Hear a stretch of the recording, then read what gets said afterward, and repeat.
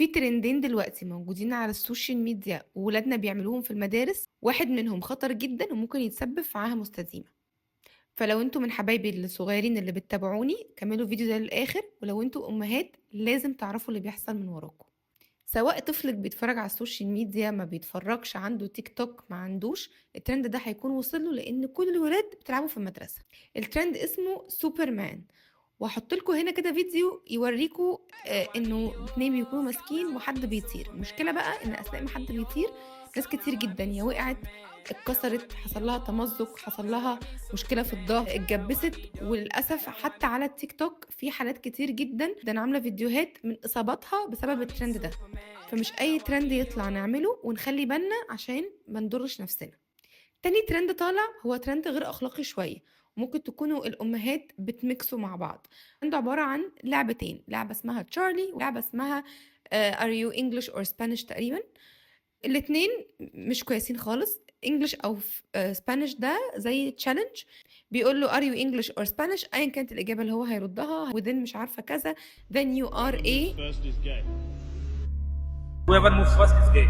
Baby, you got طبعا something السن in الصغير your اللي nose. بيتلعب معاه اللعب دي بيهنج، هم اصلا مش فاهمين اللي بيحصل. تاني لعبه وهي تشارلي، واللعبه دي شويه Charlie, ليها are you علاقه here? بفكره السحر او الجن او الحاجات دي. بس اللي فهمته ان هم بيحطوا اقلام بطريقه معينه، وان الاقلام دي المفروض انها تتحرك، وتبع الحركه بتاعتها بيبداوا ياخدوا اكشنز.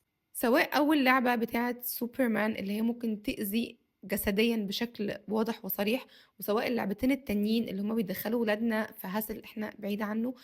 خلوا بالكم من ولادكم، اتكلموا معاهم، فهموهم ليه الترندات دي غلط، فهموهم ليه الترندات دي وحشه. انا قعدت اتكلمت مع ملك وقعدت فهمتها، لانه حتى لو احنا بنحاول نبعدهم طول الوقت من ده، هم بيشوفوه في النادي وفي المدرسه وبيتشرح لهم، مش لازم يشوفوا الفيديو. ترند بقى يطلع وبينتشر اكتر ما انتوا تتخيلوا. وانا عارفه ان في ناس هنا على الاكونت بتتابعني وهي صغيره، وعندي كمان صحاب ملك.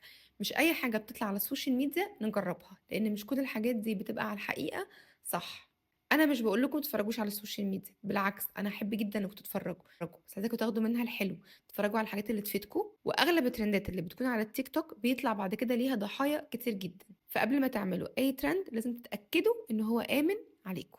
دايما بقول اتكلموا مع ولادكم وخليهم يجوا يحكوا لكم اللي بيحصل، ان مفيش اي ضمان وحيد غير هي دي بس. ولما يحكوا لكم حاولوا انكم تحتووهم وتتكلموا معاهم وتتناقشوا معاهم، يا ترى الحاجه دي مفيده مضره، ولو هي حاجه يعني بسيطه ممكن نعملها معاهم عادي.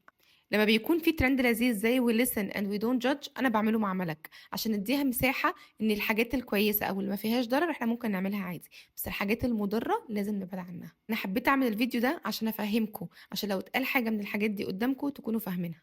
وربنا يحفظ ولادنا كلنا.